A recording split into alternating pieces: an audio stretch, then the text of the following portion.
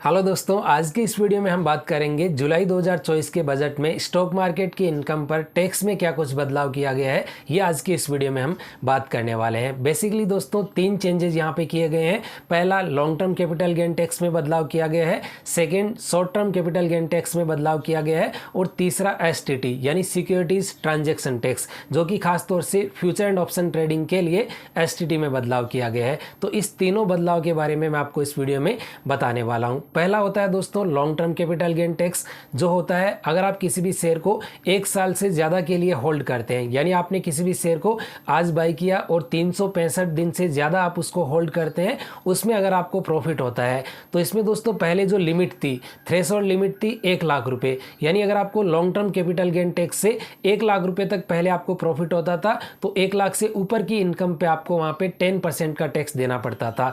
But इसमें अब changes कर दिया गया है। 1 लाख से बढ़ा के 1,25,000 थ्रेशोल्ड लिमिट कर दिया है और 1,25,000 से ऊपर अगर आपको लॉन्ग टर्म कैपिटल गेन होता है तो उस पे आपको यहाँ पे 12.5% का टैक्स देना पड़ेगा। यानी 10% से 12.5% कर दिया गया है। तो ये यहाँ पे इंक्रीज किया गया है। सेम दोस्तों इसकी बात करें short term capital gain tax की, जो होता है अगर आप किसी भी शेयर को आज बाई करते हैं, आज उसको आप सेल ना करके आप उसको 365 दिन के अंदर करते हैं, यानी आप 1 साल के अंदर करते हैं, तो वो आपका short term capital gain tax में आएगा। और इसके अंदर दोस्तों पहले आपको 15% टैक्स देना पड़ता था, अब उसको चेंज करके 20% कर दिया गया है। यानी यहाँ पे 5% इंक्रीज कर दिया है। अगर आप किसी भी शेयर को बाई करेंगे और आप 1 साल से पहले आप उसको बेचेंगे तो वहाँ पे आपको प्रॉफिट होता है, तो उस पर आपको 15% की बजाय आपको 20% का कैपिटल गेन टैक्स है वो देना पड़ेगा।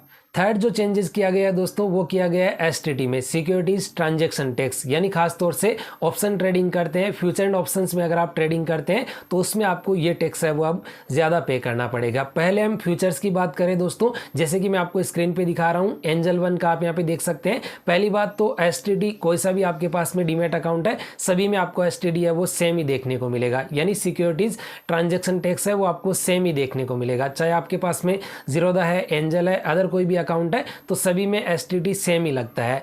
अब जो पहले जो टैक्स लगता था दोस्तों वो लगता था 0.0125% फ्यूचर्स की बात करें तो, अब इसको इंक्रीज करके 0.02% कर दिया है। यानी लगभग 80% के आसपास में इंक्रीज कर दिया है, जो कि आपके लिए एक अच्छी खबर नहीं है। सेम इसी तरीके से ऑप्शन ट्रेडिंग की बात करें, फ्यूचर्स के अलावा ऑप्शंस में अगर आप फ्यूचर एंड ऑप्शंस ट्रेडिंग करते हैं तो ऑप्शंस में दोस्तों देखिए 0.062% था पहले, अब इसको इंक्रीज करके 0.10% कर दिया है। इसको भी लगभग 80% के आसपास में इंक्रीज कर दिया है। तो STT only for selling side पे ही लगता है दोस्तों, बाइंग साइड पे आपको नहीं लगता है, सिर्फ सेलिंग साइड पे आपको STT देखने को मिलता है। तो STT पे ये चेंजेस किया गया है, जो कि मैंने आपको स्क्रीन पे दिखा दिया है दोस्तों। तो ये एक आपके लिए अच्छी खबर नहीं है दोस्तों। इसी वजह से मार्केट बजट के दिन स्टॉक मार्केट में गिरावट देखने को मिली है। फिर भी दोस्तों अगर आप कहेंगे हमें यहाँ पे प्रॉफिट ना होगे, अगर नुकसान होता है, लॉस होता है, तो लॉस को आप अपने लॉसेस को तो उसको आप इनकम टैक्स की फाइल में 4 साल तक के लिए आप कैरी फॉरवर्ड कर सकते हैं। जैसे कि अगर आपको